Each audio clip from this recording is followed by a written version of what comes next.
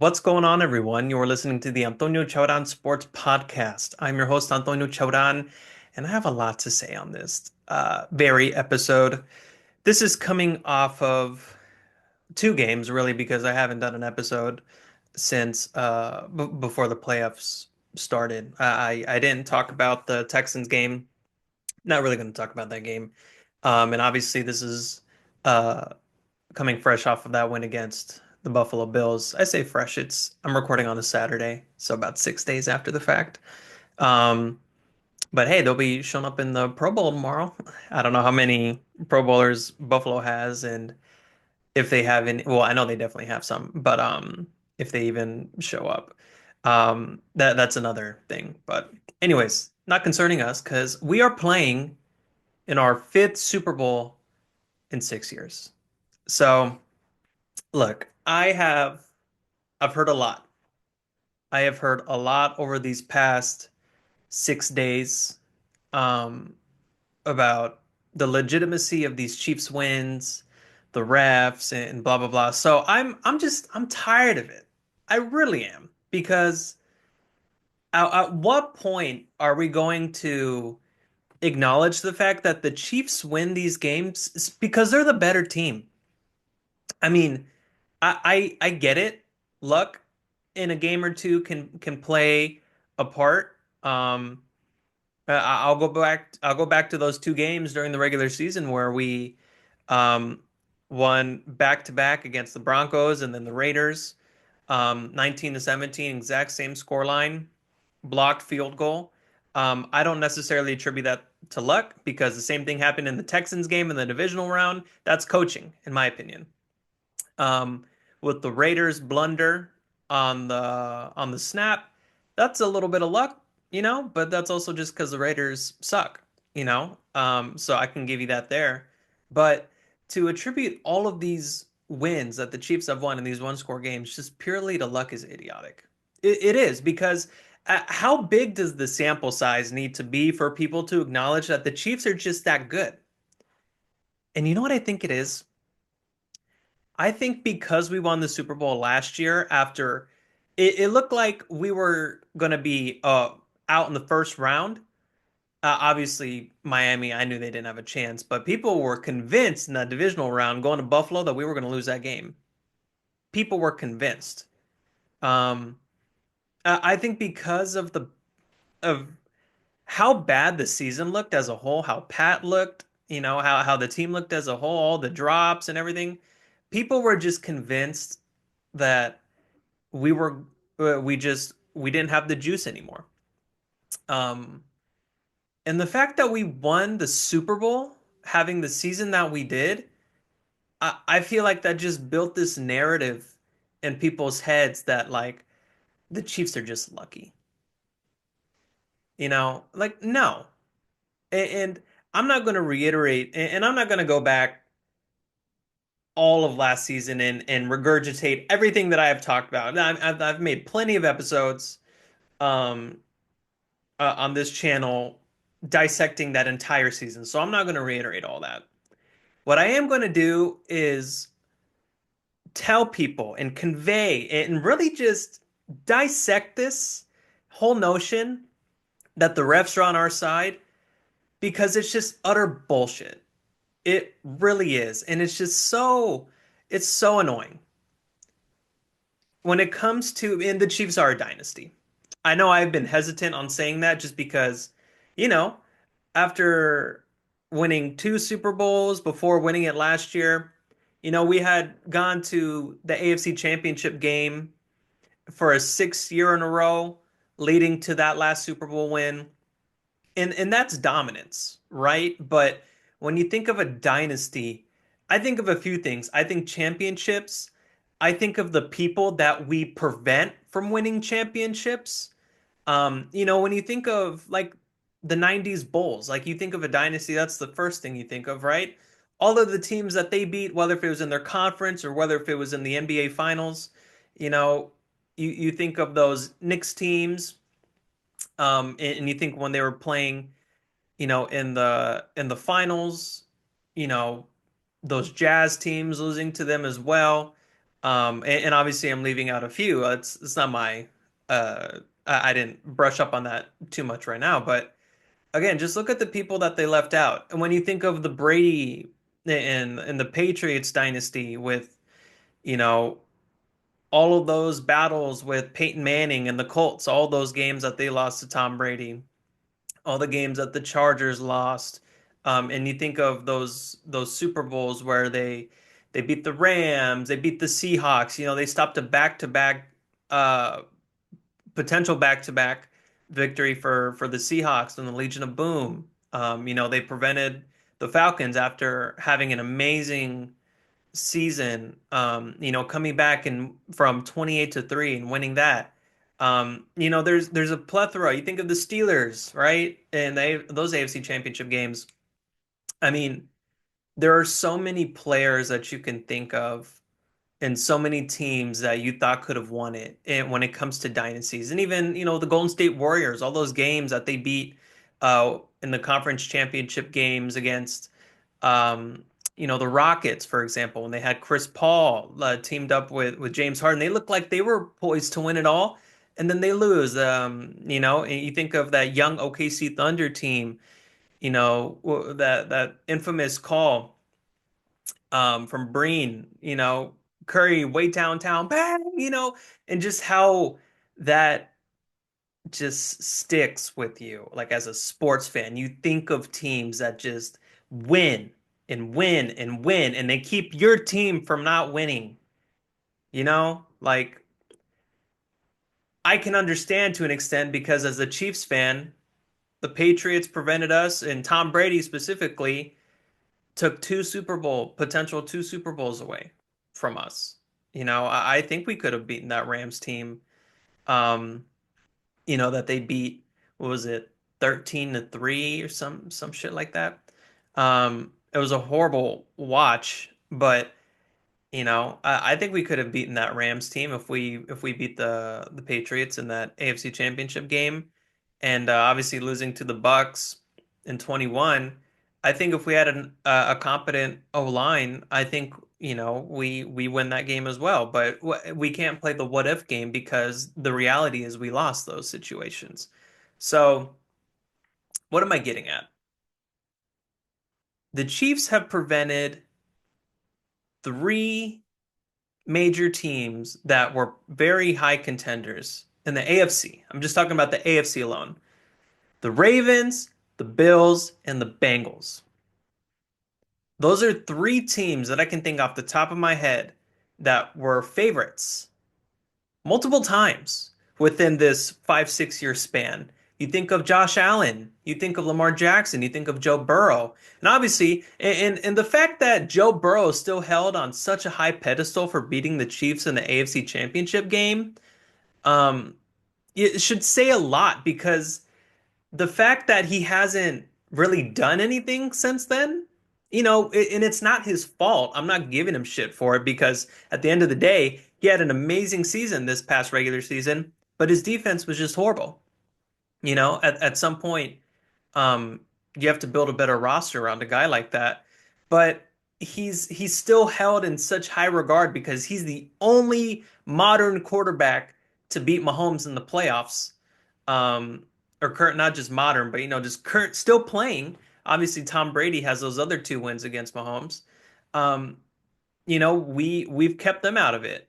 We've kept Buffalo out of it. Now, 0-4 against us.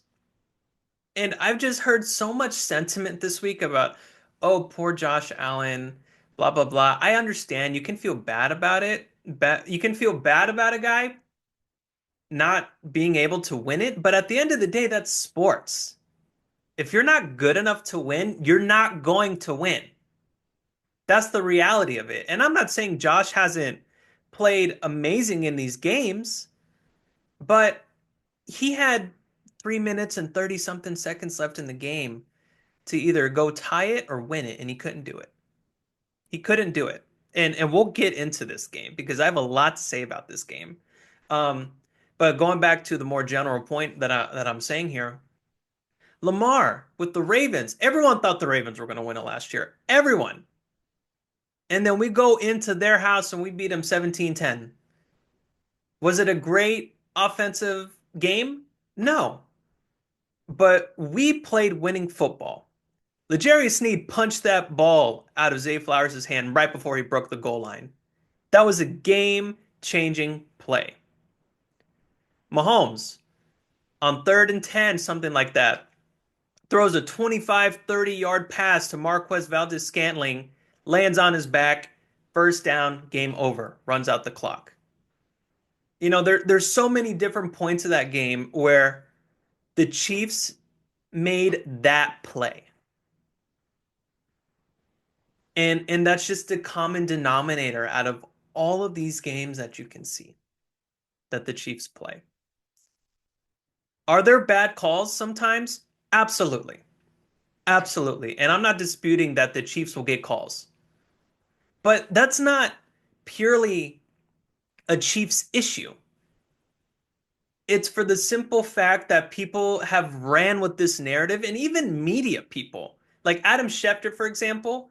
Like I saw him tweet about it with all of the controversy around the refs, and with Kansas City getting all these calls, relief may be on the way. I'm not going to read out the tweet verbatim because I don't remember, but it was essentially showing these stats of um, the calls that Kansas City gets compared to their opponents in the playoffs. And I think specifically it was like roughing the passer, um, hits to the head, or something like that. You know, the fact that, and he went on the Pat McAfee show maybe a day or two after that on ESPN, and he was like, "Hey, I have no agenda here. I was just presenting the facts." Okay, if you're just presenting the facts and you have like this microcosm of a stat where you're just talking specifically about this, right, coming right off of the heels of just the hot narratives of the Chiefs being on the refs, or the refs being on the Chiefs side, don't tell me that you're just wanting to present facts. Like there was clear motive there. And that's just annoying. Like, what did the Chiefs do? I'm sorry. Like, before we won in 2019, in the 2019-2020 season, we went 50 years without winning a Super Bowl. 50. And we hadn't won an AFC and we hadn't even been to an AFC Championship game, I think, since what, the 90s? We just couldn't get over that hump in more recent history of losing, whether it was in the wild card game or divisional round.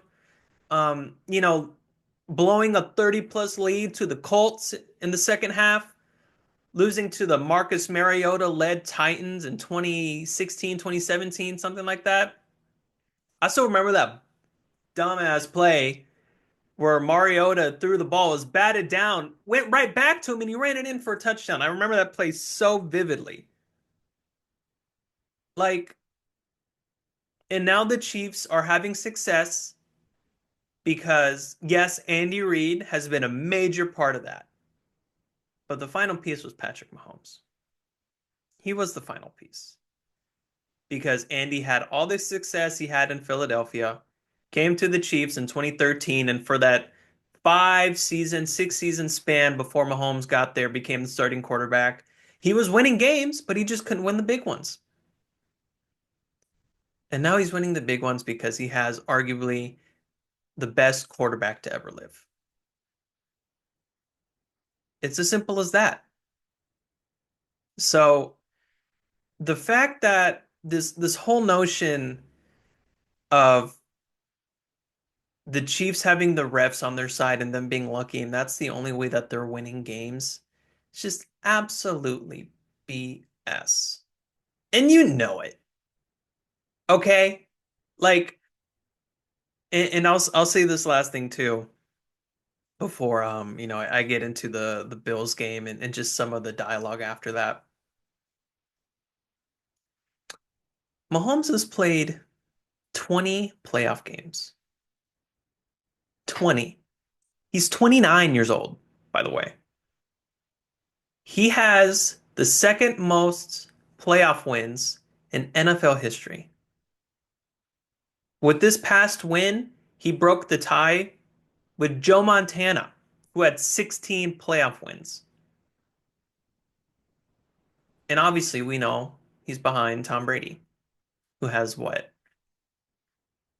40 something? It was something crazy. I mean, but again, Mahomes is about halfway there, almost halfway there, where Brady had played till he was 45 and Mahomes isn't even 30. All this guy knows is AFC Championship games and Super Bowls. That's all he knows. He almost made it to the Super Bowl his first season as a starter. And if we want to talk about calls, D Ford lining off sides, when it's a common practice that refs are like, hey, like kind of they'll give like a little signal to the players like, hey, back up a little bit. But they didn't want to say anything to D Ford. When Brady threw that pick, that would have been game. But D Ford lined off sides. And the Patriots got another crack at it, and we know what happened. So if we want to go there, we can. I'm not even going to get into all the controversy with the Patriots. I'm not going to do that. But you know the history there. You absolutely do. And look, across the league, bad calls happen. They do. But let's not make it seem like that this is the reason why Chiefs win games, why the Chiefs win games. It's not the reality.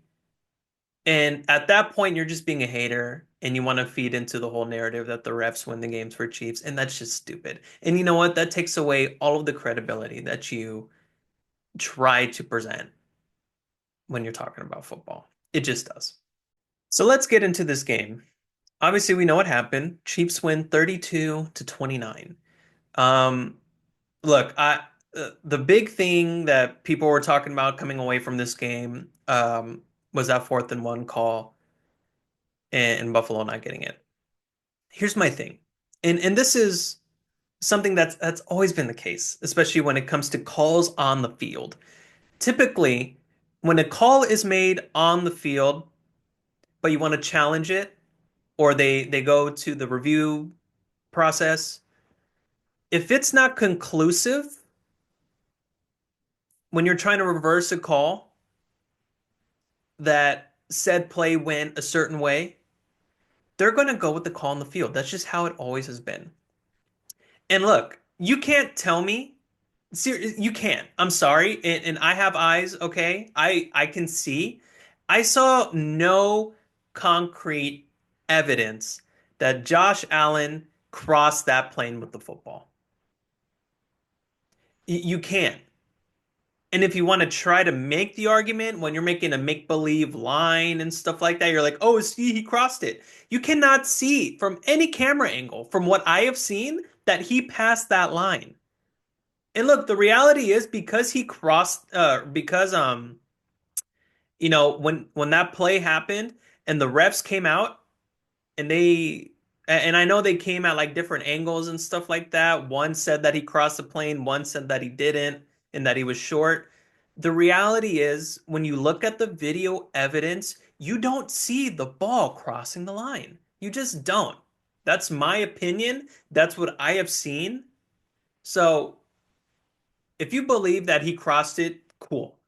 But you can't convince me that he did, and you can't convince me that because that was the call on the field and they decided to stick with it because they didn't see conclusive enough evidence that he did cross it, that's the refs colluding with the Chiefs. That's just such a BS lame excuse. It really is. And look, if you want to be honest here, they had what? This was like in the fourth quarter, like right at the beginning of the fourth quarter, they still had 13 minutes left. It was a 22-21 ball game.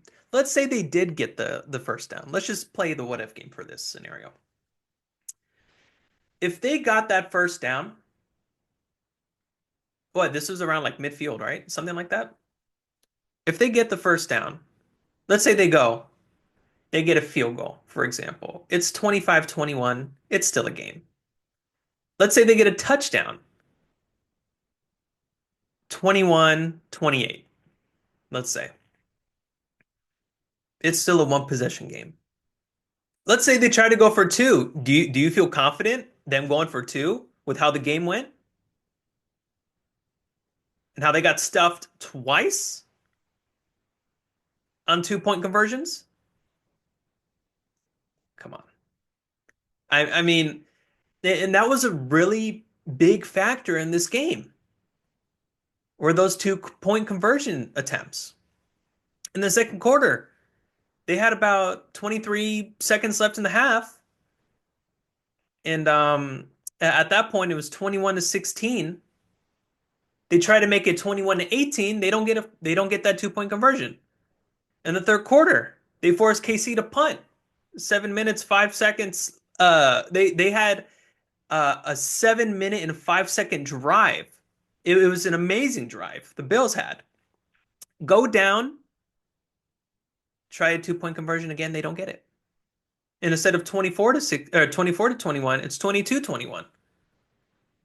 So we should look back at those plays too. Why aren't we pinpointing that? I haven't really seen a lot of dialogue about that. That's 2 points you lose right there. So let's say, you go for you just go for the extra point both times. It's a 24-21 ball game. So let's go back to that situation. Then let's say they get that fourth down and they keep going. Let's say it's 24-21. Totally different tune. If they go down and potentially score a touchdown, at that point it would be 31-21 with, let's say 9-10 minutes left in the game, down by 10 points. I'd be much more stressed as a Chiefs fan. But that's not what happened. And that wasn't the tune of the game at that point in the game with what had transpired with not being able to convert those 2 point conversions. So Buffalo was shooting themselves in their foot with that. Especially because they were in the exact same play both times. Josh Allen makes something happen, go to the left side, follow that left guard in. The exact same play. They never switched it up. They never switched it up. It was the same shit every time, and Spags knew it, defense knew it, and we stopped him both times. That's the refs? Is that what it is? Sorry, are they lined up in Chiefs uniforms? I didn't know that was the case. I just don't understand. And so that was the main point that people were coming at. And when it came to other calls, and look, if you look at the penalty discrepancy, Buffalo only had one more penalty than us. 6 penalties for 48 yards, and for the Chiefs, 5 penalties for 21 yards. Everyone has been talking about, aside from that 4th-and-1 call, the catch by Worthy. Here's my thing. I thought it was a catch because everyone was like, "Oh, well, the ball hit the ground." The ball can hit the ground as long as the player has full possession of it and it doesn't move. That shit didn't move. That ball did not move an inch. It didn't. I've looked back at it so many times. That ball didn't move at all. It didn't. And again, that was the play where they call it on the field as it is. Worthy catches the ball. They try to, throw a challenge and challenge it. But again, if that's the call on the field, it sticks. That's just how it's always been. And unless there's conclusive evidence that you can visually see that tells you otherwise, they're not going to waver from that call. But you know what's funny about this call in particular? Nobody is talking about the fact that there was a flag thrown on that play. So let's say it was an incomplete pass. Let's say it was an interception. There was a hold on Travis Kelce, clear as day. So it doesn't even matter. Oh, okay. We don't get the first down. All right. Well, We got a penalty, so we keep the ball. Let's keep it going, you know? And that negates the play. So whether we got the catch or not called, we were still going to have the ball. So yeah, so that's the other thing. And just kind of to play or make this case on the Bills side, that Hollins touchdown pass, there was a defensive uh pass interference call on McDuffie on that call. So let's say Hollins didn't make that catch, and it was an amazing catch, by the way. Hell of a throw and catch. You guys get the ball at the 1 yard line, you know? So let's not make it seem like the Chiefs were the only ones that were getting favorable calls here. I'm not saying that that wasn't a defensive pass interference. It was, kind of touch and go, in my opinion. It wasn't egregious by any means, but at the same time, you guys got the call. So it was a win-win. You guys were going to get a touchdown, whether if it was on that very play or the next play. So, and something too that just annoyed the hell out of me was that 4th and 5 play where the game ended pretty much. Um, that Kincaid attempt at the catch. First off, people are people are gassing this play up way too much from the perspective that, oh my God, an amazing ball by Josh Allen. Do you realize he had pressure in his face and like that was a broken up play because of the amazing play calling by Spags? That was why that play ended up being the way that it was. It was not smooth. It wasn't. Given the circumstances, it was an amazing throw. But the fact that people that were pinning it more on Kincaid, you have to catch that ball. Did you not see how that play panned out? I mean, that wasn't supposed to happen. So people are just gassing that up a little bit too much, in my opinion. Um, but I saw that there was a flag thrown on the play. They were saying that there was a flag thrown. So I read back on this and listened back to see what had happened. So it was reported by CBS, specifically Jim Nantz saying they received from the sideline that a flag was thrown when there actually wasn't a flag thrown at all. Um, so yes, they said it on the broadcast. They had the little icon, the flag, that shows at the bottom of the screen, but there was no flag that was thrown at all. So everyone's saying, "Oh, well, if Kincaid caught it, Casey was already going to get a flag for it." Like, shut up. You see what I mean? Like, it's just that consistent, like, yeah, man, man, man. That's what it sounds like. Like, to me, you sound like a child. You sound dumb. You do. Like, I just, I had another stat that I wanted to give you guys too. It doesn't necessarily have relevance to this particular conversation. Um, but I felt like it was appropriate because obviously Mahomes and we're going to be playing in the Super Bowl in Buffalo. You were not. I thought this was a pretty cool stat because it's under Mahomes in domes specifically. So obviously you're not just playing in a dome in the Super Bowl. Obviously there's other stadiums around the league that have domes. I like his chances here, and obviously I'm not going to give a prediction for this Chiefs game in the Super Bowl against the Eagles. Um, that'll be for another episode and next week. Yeah, because I'll say this later, so I'm getting ahead of myself. But anyways. Mahomes and Dome's as a career, including the playoffs, not just regular season. His record is 14-0, 67.6% or completion percentage, 325.7 yards, 7.5 yards per pass, 31-5 touchdown to interception ratio, and has a 104.8 passer rating. So we will be playing in New Orleans this week. Not this week. Next week. Next Sunday. I like his chances. Obviously, I know that's just it's an interesting stat, right? But people say that you run quicker on in domes. I don't think it's turf. I think it's natural grass. But when you're inside, it's a little bit different. I just wanted to point that out there, just to rub in the fact, that again, I feel like Mahomes just gets so much shit, and it annoys the hell out of me. It really does. And this isn't just coming from a perspective of a Chiefs fan, like, hey, leave my QB alone. No, we are witnessing greatness. I am so grateful to have a quarterback like Patrick Mahomes, just like New England was grateful to have a quarterback like Tom Brady, just like the Steelers were so happy and grateful to have a guy like Ben Roethlisberger, Terry Bradshaw, you know, and like Cowboys with Troy Aikman, right? There's always that one player for any franchise that you're just going to be eternally grateful that you had. And for us, that's Mahomes. It is. That's the reality of the situation. He played his ass off in this game. And honestly, I thought it was going to be more of a blowout when we were going down the field getting ready to score again. I thought it was going to be 14-3. And then obviously with the fumble, that was the only slip up Mahomes had that entire game. And obviously we know what happened.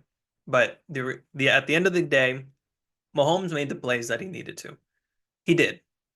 And as great of a game as Josh Allen had, he didn't make the plays when he needed to. And that's the reality of the situation. And that's not saying that he's a bad player. That's not saying that he played a bad game. But when you get to this point in the season, it sounds cliche, but it's true. That's when these games start to turn into moments, turn into plays. And when you don't make those plays in those moments, that's what makes or breaks the game. That's what dictates whether you're going to the Super Bowl or you're going home. And we have seen, and I'll go back to this whole point about Mahomes just having this stretch, having this, you know, not just a little sample size, this big sample size that he can present to you, where he has made the plays in certain moments that win the game. Not just Mahomes too. This Chiefs team. You can't dispute it. As much as you want to, and as much as you hate to admit it, the Chiefs were the better team, and the Chiefs have been the better team, regardless of how it's looked. Because I know this season hasn't been pretty, but at the end of the day, we finished 15-2, really 15-1, because that last game was a throwaway game. So if you really think about it, the Chiefs have only lost one game through this entire season, playoffs included, up to this point. And the team that we lost to, we got our revenge. We did. And look, I have no ill will towards Buffalo. In fact, I feel really bad for that fan base because I actually just watched on Netflix last night The Four Falls of Buffalo. I think that's what it's called. And it basically goes through all of the losses that they had in the Super Bowl through 90 to 94. And I mean, it sucks. And now you're seeing a repeat where Josh Allen is 0-4 against Mahomes in the playoffs. I think Josh Allen is a great quarterback. And, I like Sean McDermott. I don't like the fact that at his end of season presser that he was conveying to the media that he was telling his players, hey, we're not going to get favorable calls and X, Y, and Z. It's one thing to say that to your team and say that behind closed doors. Okay. But when you're saying it and you're what, almost a week removed from the game and you're still talking about the refs and the play calling, that's just kind of a sore loser mentality, in my opinion. But that's neither here nor there. Anyways, I have no ill will towards Buffalo. This is more so when I'm saying this sentiment about the Chiefs won that game and it wasn't because of the refs. That it just kind of feeds more into the general public perception that the Chiefs just are only winning because they have the refs on their side or they're lucky. It's not luck. I mean, I don't know what else they need to display here. I don't know if Travis Kelce, let's say if we win the Super Bowl and he retires, because so many people have been saying throughout Mahomes' career that he's only good because he has Travis Kelce. That if he retires and then the next season they have a great season, or in the next 3 seasons to follow this, he gets one more, so he gets another Super Bowl.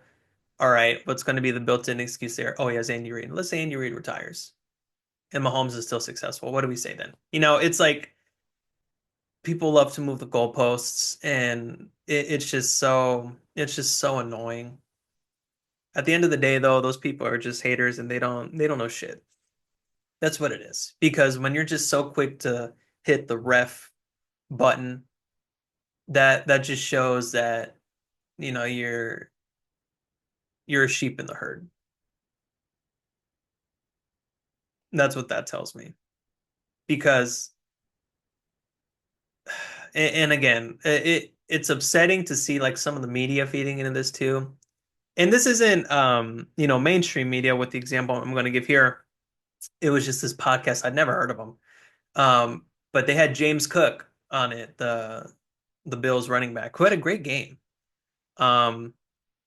They brought up the fact, like how frustrating is it that, you were going to be against the refs, and but like the way he was setting up the question already, he wanted to he wanted to get an answer out of Cook that um was favorable with how he was lining up the question. And Cook was like, forget all that. At the end of the day, if you're going to go in there, you got to beat him. And we didn't. He didn't give any credence to that narrative, which I appreciate. I do. But again, just the way that guy set up the question, it's just stupid, right? They just take away the excellence of what this Chiefs team has displayed. And they are on the road to accomplishing something that has never happened in NFL history, potentially three-peating. And they're already the best back-to-back team because no team has made it back to the Super Bowl after winning two straight. That's never happened. So, we already made history in that respect, but that's not what they want to do. They want to win it. They absolutely want to win it, and I feel confident about it. I really do. And you can miss me with all that shit about the refs and luck and stuff. There's just too much for you to see. Um, that the Chiefs are just that good of a team. They are. They have the experience, they have the coaching, they have the players. And at the end of the day, if you don't want to admit that, that's fine. But um, the reality of the situation is the Chiefs are better than your team. And that's what it is. So I will leave it at that. I realized I didn't really get tuned to the game in terms of just like specific player performances, which is fine. Uh, I didn't really. I just wanted to really vent out my feelings with all that and just talk about specific plays in the game. I thought Mahomes had a great game, played great on the and with his legs, he did really well. Kelsey didn't have that big of a performance like I thought he would, but and when it came to like the blocking and stuff, he had a well-rounded game in that respect.